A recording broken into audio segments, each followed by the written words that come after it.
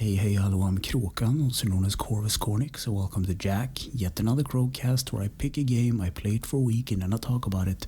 This week's game is Devil May Cry 3 Dante's Awakening. It was released in 2005 and it's an action-adventure hack and slash, developed by Capcom Production Studio 1 and published by Capcom. And also there will be spoilers up ahead, just so you know, but first a little backstory. So I used to own this game back in the day on PC. I don't know what happened to it. I might have lost it in the closet somewhere. So at the beginning of the game, Dante and Virgil are fighting one another and Dante gets impaled. And throughout this battle there's some narration going on. But once you start up the game, you can select a new game, a load game, and other options. And I chose to go with the tutorial, and that starts at Dante's office. So you can choose two options here, the gold or the yellow option. So gold is more or less unlimited continues, and yellow is you don't have any continues, you just, I think you buy them in the like the shop menu. So a guy enters Dante's office and he invites him, there's some kind of invitation. And then he flips Dante and his desk, and Dante gets impaled by Reaper demons, and he just shrugs it off and he fights them off. And eventually he's served one of them. Usually it's over-the-top action. That's what this game is known for. So this game introduced 4 different combat styles. You have the Sword Master, which gives you an extra sword attack. You have the Royal Guard, which is like a guard stance. You have the Trickster, which gives you a dash ability. And then you have my favorite, which is the Gunslinger. The only problem I have with the Gunslinger ability is that when Dante does this, I guess you call it gun fu, he just stands still. And you want to be mobile in this game, because if you stand still, you will get, attacked. And you use these styles of fighting by pressing the circle button. So you will learn experience by using these different styles, and you can change them between the missions. I think there's an option to change them mid-fight as well. So the starting weapons are the Evian Ivory guns, and you have the sword named Rebellion. And then you go through the tutorial and you fight a bunch of enemies, and you end up, Dante's office ends up being demolished to the ground. And then it's time for mission 2, the Blood Link, and you fight a bunch of enemies and then eventually a Grim Reaper boss. And this boss really kicked my ass. I wasn't prepared for it at all.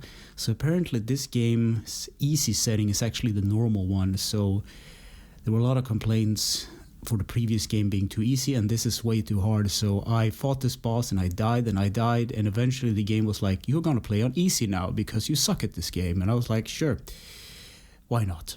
And after this battle you get a cutscene with Virgil on a huge tower rising over the city, and Dante takes that as the invitation for a fight. So it's probably obvious at this point, but Virgil is actually Dante's brother. And then there's this girl that gets introduced. So she's on a motorcycle and she takes out these demons. She basically lights them on fire, and the fire and flames spell out the number 3. And this is a thing that I will talk about in the Easter egg secrets and glitches section.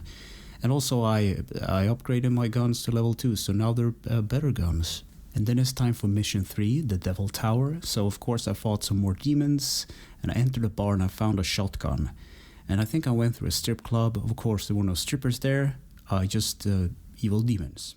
And I got through to the other side and I found a blue fragment. And so I entered the bottom of the demon tower and I fought a boss named Cerberus, this hellhound with 3 heads and with ice powers. And once you beat him, he transfers his soul and majig into some nunchucks that Dante uses. And after the battle, the bike lady appears again, and she basically fires a missile at Dante, and he serves the missile because of course he can. And then there are some more Virgil cutscenes, and I upgraded my guns to level 3. And then it's time for mission 4, the uninvited one. So I scaled the inside of the tower and I fought a huge giant centipede that shot electrical bolts. And I think I also found a blue shard while scaling the tower. So if you beat this game on any difficulty setting, you will be able to play as Virgil. And he rocks a cool katana and this projectile sword. Or I guess it's a couple of projectile swords. I didn't do this week, I didn't beat the game, but I don't know how I did it, but back in the day when I played it on PC, maybe the PC version was easier, but I managed to beat it back then. Or I just simply had much more time on my hands to actually play. So gameplay: hack your way through hordes of demons and beat the bad guy in the end. Control: the left stick is movement, the square button are the guns, triangle is the sword, and the special styles are the circle button. The options menu brings up the stats and the options. R1 is target, R2 cycles through the guns and L2 cycles through the weapons that you acquired throughout your journey. Graphics. The graphics looked way better than the second Devil May Cry, and yeah, I think that's all I can say about it, to be honest. Sound and music. Tetsuya Shibata made the soundtrack for this game, and I really like the heavy metal track that plays during combat. It's a bit repetitive, but I like it. Easter egg, secrets, and glitches. So this game has a thing with numbers. So when you select a mission, like 1 for instance, a cutscene will play, and in that cutscene is a hidden number of 1. So a number is displayed somewhere in the cutscene, and this game has 20 missions, so in each cutscene there's a number to it. I don't know why this is a thing, but it is.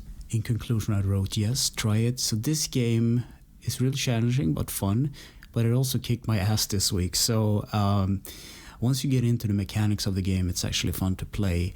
However, I wouldn't recommend to play on the yellow setting. Go for the golden setting with unlimited continues, because if you die in the yellow setting, that's game over if you haven't bought the extra continues in the shop. So yeah, try it if you're curious. So anyway, thanks for listening and or watching, and take care.